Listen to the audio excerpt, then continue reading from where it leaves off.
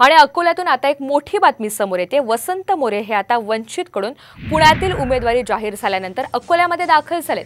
प्रकाश आंबेडकर यांच्या उपस्थितीमध्ये वंचितमध्ये ते प्रवेश करणार आहेत। आंबेडकर यांच्या उपस्थितीमध्ये वसंत मोरे हे वंचितचा झेंडा आता हाती घेणार आहेत। याशिवाय त्यांच्या कार्यकर्ते देखील वंचित बहुजन आघाडीमध्ये प्रवेश करतील आणि थोड्याच वेळात त्यांचा पक्षप्रवेश होणार आहे। अकोल्यात अतिशय मोठी बातमी, वसंत मोरे हे आता वंचितकडून पुण्यातील उमेदवारी जाहीर झाल्यानंतर अकोल्यामध्ये दाखल झालेत।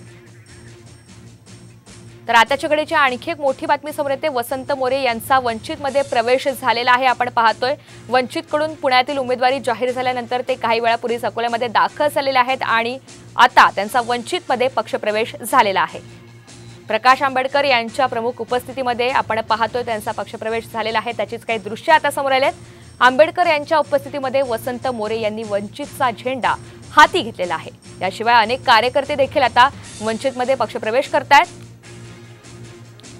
वसंत मोरे हे आता वंचितकडून पुण्यातील उमेदवारी जाहीर झाल्यानंतर काही वेळापूर्वीच अकोल्यामध्ये दाखल झाले आणि आता त्यांचा वंचितमध्ये पक्षप्रवेश झाला।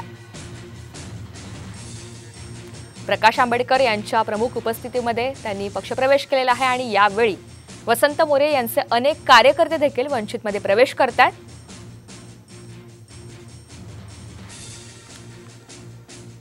तर वसंत मोरे हे आता वंचितकडून पुण्यातील उमेदवारी जाहीर झाल्यानंतर अकोल्यामध्ये दाखल झाले। सध्या ते अकोल्याचा दौरा देखील करत आहेत आणि आता त्यांनी वंचितमध्ये पक्षप्रवेश केलेला आहे।